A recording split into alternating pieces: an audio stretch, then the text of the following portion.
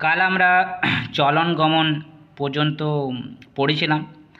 আজকে আমরা দেখব আমাদের বিজ্ঞানী আচার্য জগদীশচন্দ্র বসুর তিনি দেখিয়েছিলেন যে উদ্ভিদ এবং প্রাণীর মধ্যেও প্রাণ আছে। উদ্দীপনা তারাও ক্রিয়া প্রতিক্রিয়া অনুভব করে। চলো দেখা যাক। আচার্য জগদীশচন্দ্র বসুর উদ্ভিদের সংবেদনশীলতা সংক্রান্ত আবিষ্কার। বিশিষ্ট বিজ্ঞানী আচার্য জগদীশচন্দ্র বসু মহাশয় উদ্ভিদের সংবেদনশীলতা সংক্রান্ত ঘটনার পরিপ্রেক্ষিতে প্রমাণ করে দেখান উদ্ভিদেরও প্রাণ আছে এবং উদ্দীপনা প্রয়োগে তারাও প্রতিক্রিয়া সৃষ্টি করে। যেমন প্রাণীরা স্নায়ুতন্ত্রের মাধ্যমে প্রতিক্রিয়া দেখায়। তাহলে এখানে একটা কোশ্চেন আসতে পারে যে প্রাণীরা কিসের মাধ্যমে প্রতিক্রিয়া দেখায়? না, স্নায়ুতন্ত্রের মাধ্যমে। উদ্দীপক প্রয়োগে আঘাত, স্পর্শ, দমকা হওয়া ইত্যাদি লজ্জাবতীর উদ্ভিদের পাতার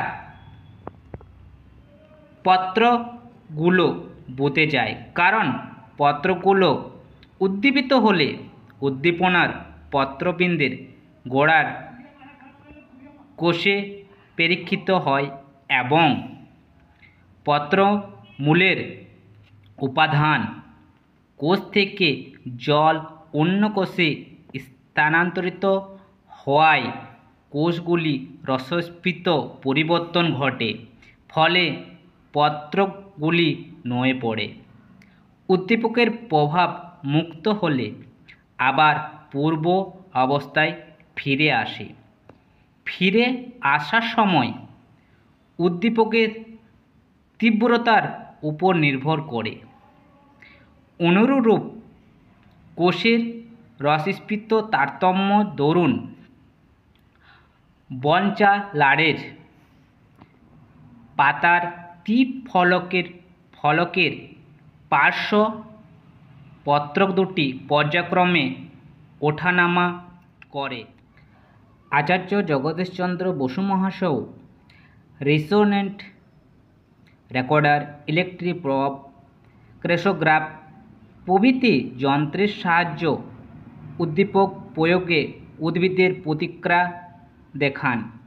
তিনি লজ্জাবতী ও বনচাঁড়াল উদ্ভিদের মধ্যে বৈদ্যুতিক উদ্দীপনা পাঠিয়ে দেখান উদ্দীপনা উদ্ভিদ কাণ্ডের মধ্যে দিয়ে পাতায় পৌঁছে পাতাকে নুয়ে দিচ্ছে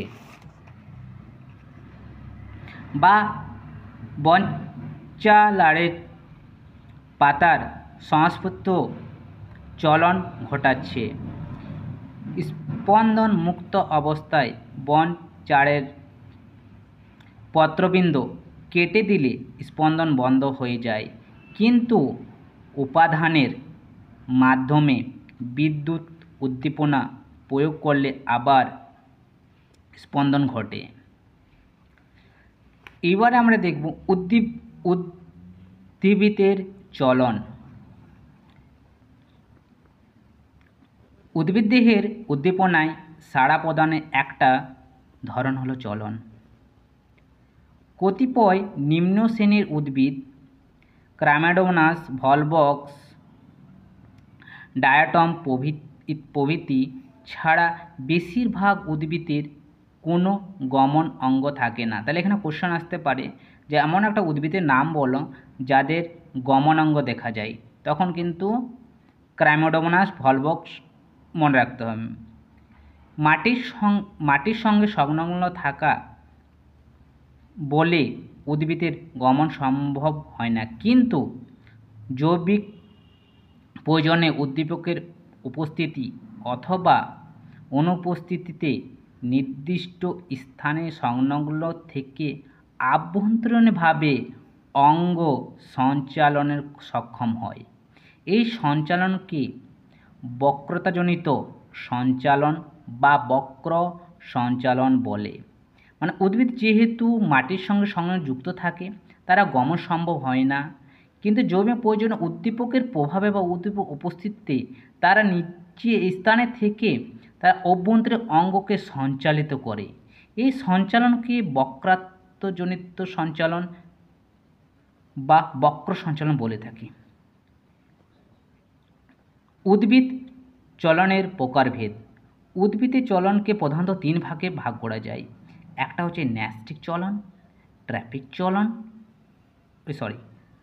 ট্যাকটিক চলন, ট্র্যাপিক চলন অ্যান্ড ন্যাস্টিক চলন। আমরা এই তিনটির সম্বন্ধে আলোচনা করব যে এই 3 ধরনের চলন কার মধ্যে দেখা যায় এবং এই চলনগুলি কীরকম হয়। প্রথমে চলে আসি ট্যাকটিক চলন বা আবিষ্ট চলন। আলো, তাপমাত্রা ও রাসায়নিক পদার্থ, উদ্ভিদ শক্তি প্রভৃতি বহিস্থ উদ্দীপকের প্রভাবে উদ্ভিদের কিংবা উদ্ভিদের অঙ্গে স্থান পরিবর্তনকে ট্যাকটিক চলন বা আবিষ্ট চলন বলা হয়। তাহলে এখানে কি বলতে চাইছি না, যদি কোনো বাহ্যিক উদ্দীপনা, বাহ্যিক মানে বাইরে থেকে আলো, তাপমাত্রা, রাসায়নিক পদার্থ, বৈদ্যুতিক শক্তি প্রভাবে যদি বাহ্যিক মানে বাইরে থেকে বা বহিস্থ উদ্দীপক প্রভাবে যদি উদ্ভিদের অঙ্গ স্থান পরিবর্তন, তাকে বলছি ট্যাকটিক চলন বা আবিষ্ট চলন। তাহলে এখানে কি কি উদ্দীপক আছে? আলো, তাপমাত্রা, রাসায়নিক পদার্থ, বিদ্যুৎ। এটা মনে রাখবে। ফটো ট্যাকটিক চলন, এটাই কিন্তু ট্যাকটিক চলনের ওর মধ্যে পড়ছে। সমগ্র উদ্ভিদদেহ যখন আলোর উদ্দীপকের প্রভাবে স্থান পরিবর্তন করে তাকে ফটো ট্যাকটিক চলন বলে বা আলোক অভিমুখী। যদি আলোর প্রভাবে উদ্দীপক এখানে কি কাজ করছে না, আলো উদ্দীপক, যেমন ক্রামাডোমোনাস ভলভক্স।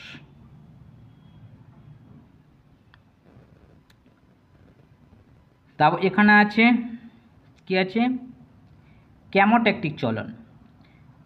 মোষের শুক্রাণু সুক্রোজের প্রভাবে বা ফানের শুক্রাণু ম্যালিক অ্যাসিডের প্রভাবে ডিম্বাণুর দিকে অগ্রসর হয় তাকে কেমোট্যাকটিক চলন বলে।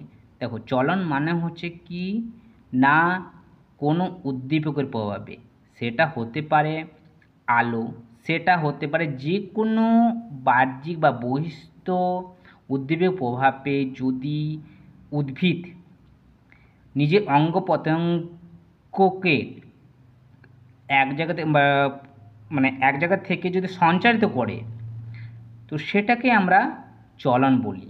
সেটা অনেক ধরনের হচ্ছে। এবার চলে আসি ট্রপিক চলন।